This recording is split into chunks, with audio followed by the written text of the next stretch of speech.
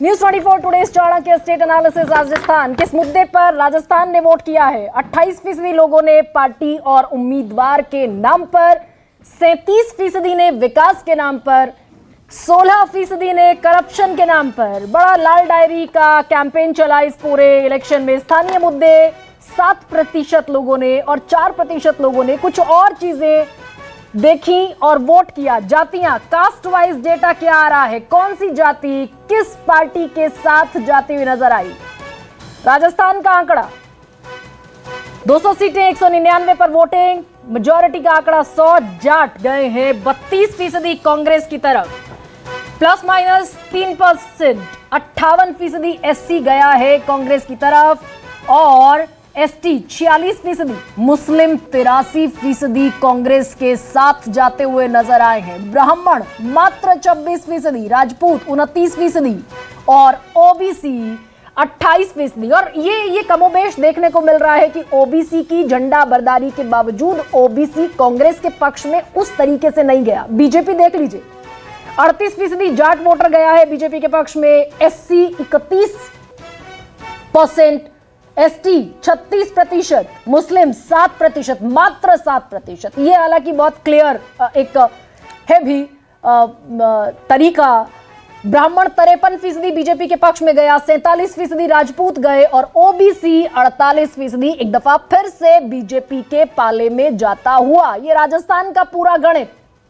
जातियां कौन सी पार्टी पर भरोसा जताती हुई नजर आई हैं? ओबीसी। लेकिन विनोद जी, अगर इसी आंकड़े को मैं समझने की कोशिश करूं आपसे, ओबीसी जातिगत जनगणना, बड़ी पैरोकारी, बड़ी झंडा बरदारी, संसद से लेकर सड़क तक, तो ये ओबीसी का विश्वास कांग्रेस के साथ जाता हुआ क्यों नहीं दिखा? और क्या इससे यह भी साबित होता है कि जातीय जनगणना बहुत बड़ा मुद्दा नहीं होने जा रही? देखिए, वहां बनाया भी नहीं अशोक गहलोत ने ओबीसी को बहुत बड़ा मुद्दा। हालांकि वो स्वयं ओबीसी है, माली जात से आते हैं। वो इतना बड़ा मुद्दा नहीं बनाया वहां पर उसने जो चिरंजीवी योजना है उसकी, जो हर किसी की जुबान पे थे, वहां पर वृद्ध लोग। देखिए, अशोक गहलोत चर्चा में, अगर लोग ये भी कहते अगर कोई क्रिटिसाइज करते, मैंने 20 बार अशोक गहलोत पे पंचायतों में बैठ के क्रिटिसाइज करने की कोशिश की, तो कहा जी हमें उनके खिलाफ कुछ नहीं है, अशोक गहलोत से हमें कोई गुस्सा नहीं है जी। हमारे को गुस्सा है ये स्थानीय एमएलए दे दिए, वो जो है वो भ्रष्ट है, वो काम नहीं करता है, एक्सेसिबल नहीं है, मिलता नहीं है, यू नो। तो Ashok Gehlot ran this campaign, I me myself campaign था ये। कहा भी कि भाई 199 पर सिर्फ मैं चुनाव लड़ रहा हूं। आई बी माई सेल्फ, जैसे कि शिवराज का कैंपेन था। शिवराज ने अपनी जो पर्सनैलिटी के आसपास रिवॉल्व कर दिया पूरे कैंपेन को, और उस पे बहुत से सीनियर लोग नाराज थे। वो कहते थे कि ये जो पार्टी बनी है मध्य प्रदेश में, और ये पार्टी काडर के दम पे चलती है। खुशबू ठाकरे ने काडर ड्रिवन पार्टी बनाई है यहाँ पर, और ये पार्टी अपने दम पे 18 तक इलेक्शन जीतती थी। उस वक्त ना मोदी जी थे ना शाह जी थे। 18 में हार गई जब मोदी जी और शाह जी आए। ये बोलते थे पुराने लोग हमको, और मेजॉरिटी से जीतते थे। 163 सीटें वसुंधरा के अगुवाई में जीती, 120 उसके पिछली बार वसुंधरा की अगुवाई में। ये जो यही कैंपेन अशोक गहलोत ने वहां चलाया। आपने जाटों की बात कही इसमें, मैं ये जानना चाहता हूं कि राष्ट्रीय लोकतांत्रिक पार्टी हनुमान बेनीवाल वाली, उसने कम से कम 80 मीटिंग की है, उसके पास हेलीकॉप्टर था, वो हेलीकॉप्टर से उड़ता था, जिसके चलते अटकलें लगती थी कि इसको कौन फंड कर रहा है, भाजपा कर रही है या कांग्रेस कर रही है, और इसके प्रचार से किसको नुकसान होगा। ये सवाल, उनके साथ चंद्रशेखर आजाद लगे हुए थे, जिनकी एम्बिशन ये थी टू रिप्लेस बीएसपी। राजस्थान में कोई बीएसपी तो हजम कर ली थी अशोक गहलोत जी ने। 6 एमएलए थे, 6 के 6 सब इधर आ गए थे सचिन पायलट के भीतर विरोध के। तो वहां पर राजस्थान में जो स्लेट थी ना, बड़ी ग्रे थी। और मैंने कहा भी आके भी, ये एक्स फैक्टर हैं, जैसे कई एक्स फैक्टर्स हैं, जैसे इन्होंने गोंडवाना पार्टी को वहाँ मध्य प्रदेश में अकोमोडेट नहीं किया, इधर यहाँ ट्राइबल पार्टी को अकोमोडेट नहीं किया, यहाँ पर सीपीएम को अकोमोडेट नहीं किया, सीपीआई को भी नहीं किया, सीपीआई को किया, सीपीएम को नहीं किया, आम आदमी पार्टी को तो सवाल ही नहीं होता था, बीएसपी को भी सवाल नहीं होता था, तो अकेला चले वो और पुराने एमएलए लड़वाए। शायद इस आस में, और मैं अशोक गहलोत की पर्सनली बहुत इज्जत करता हूं, लेकिन सच्चाई तो बोलनी पड़ेगी कि शायद इस आस में कि ये इलेक्शन अगर मेरे दम पे जीता जाता है और वही पुराने एमएलए जिन्होंने मेरी सरकार बचाई थी, ठीक है, जब सचिन पायलट का रिबेलियन हुआ, तो मैं ही बनूंगा। तो उनका जो पूरा स्क्रिप्ट था, जो गेम प्लान था कि भाई मैं इलेक्शन अपने व्यक्तित्व पे लड़वाऊं, अपनी पॉलिसीज पे लड़वाऊं और अपने सिपासलार ऐसे उतारूं जो मेरे अपने हैं, मेरे अपने हो, मेरे विश्वसनीय हो। लेकिन सुकेश, मैं दो चीजें समझना ये चाह रही हूं आपसे कि भाई मध्य प्रदेश में ये कहा जा रहा था कि कमलनाथ वापसी करेंगे, 2018 का इंडिकेशन था, और राजस्थान में ये था कि भाई राजस्थान में रिवाज नहीं बदलेगा, राज बदलेगा। और आज सुबह तक भी यही तमाम, भले सट्टा बाजार की हम बात करें, इसी तरह के प्रेडिक्शंस थे। तो ये दोनों बैटल ग्राउंड्स, राजस्थान का और मध्य प्रदेश का, ये फ्लिप होते हुए क्यों नजर आ रहे हैं? नहीं तो आकलन होते हैं, अपने अपने आकलन थे सट्टा बाजार का अपना, वो सट्टे पे वो सट्टे पे लगा रहे थे, हम लोग अपने हिसाब से आकलन कर रहे थे, जो एक सर्वे है, एग्जिट पोल है, वो एक साइंस है, वो अपने हिसाब से देखता है। लेकिन ये बात जरूर है जो विनोद जी कह रहे थे कि दोनों ही मुख्यमंत्रियों ने अपने दम पे वहां चुनाव लड़ा। कांग्रेस में कांग्रेस कम, अशोक गहलोत ज्यादा दिखे, वो चुनाव लड़ते दिखे।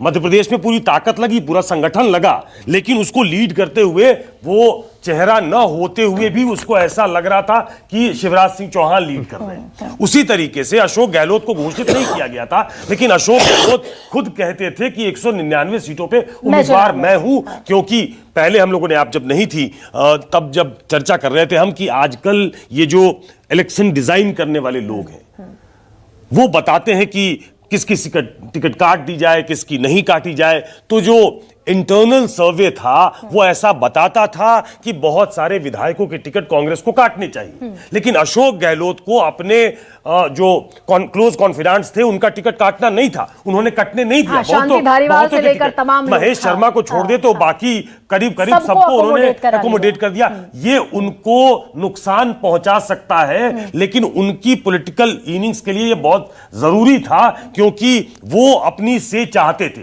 तो दोनों ने बहुत दिलेरी के साथ चुनाव लड़ा।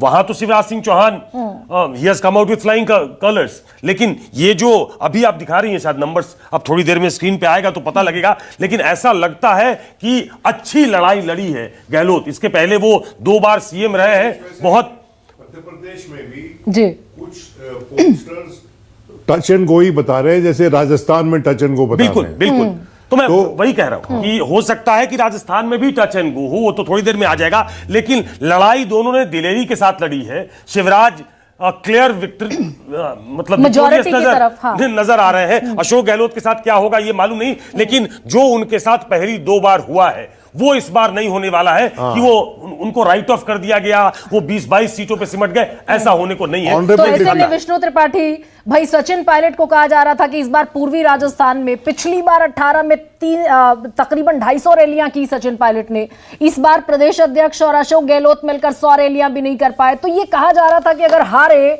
तो ठीकरा सचिन पायलट के सिर फूटेगा।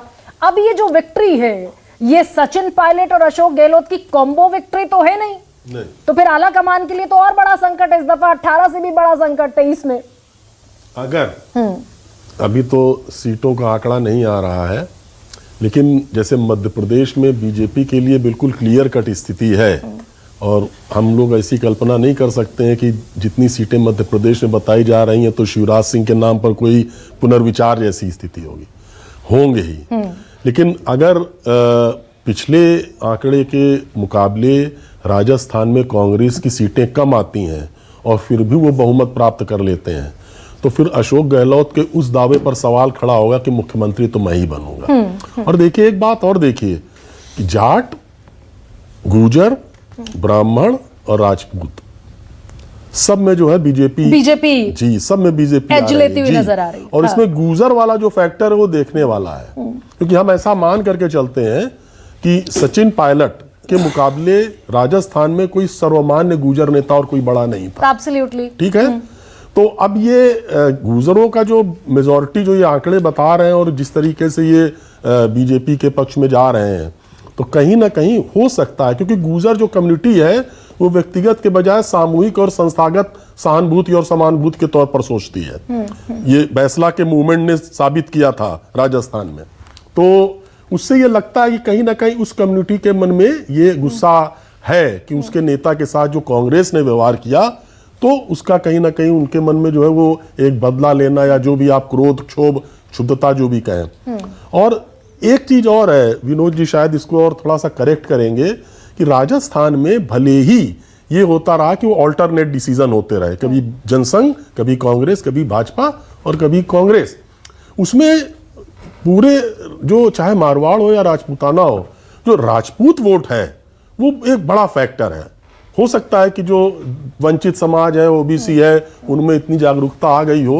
राजपूत भी 47% जा रहे हैं बीजेपी की तरफ। जी, तो वो हमेशा ऐसा एक माना जाता है फिनोमिना कि राजपूत वोट जिधर जाता है सरकार ऐसी बनती है। तो क्या ये इंडिकेशन है कि राजस्थान में जो हम अशोक गहलोत को प्रेडिक्ट कर रहे हैं कि भाई कांग्रेस के पास फिलहाल जातियों के हिसाब से एज दिख रहा है, लेकिन क्या ये फ्लिप भी हो सकता है?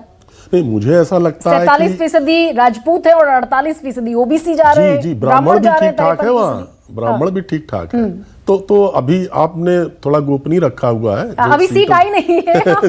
News 24 today's Chanakya state Vinod ji analysis कुछ कह रहे हैं। जी विनोद जी, वहां पर एसटी और एससी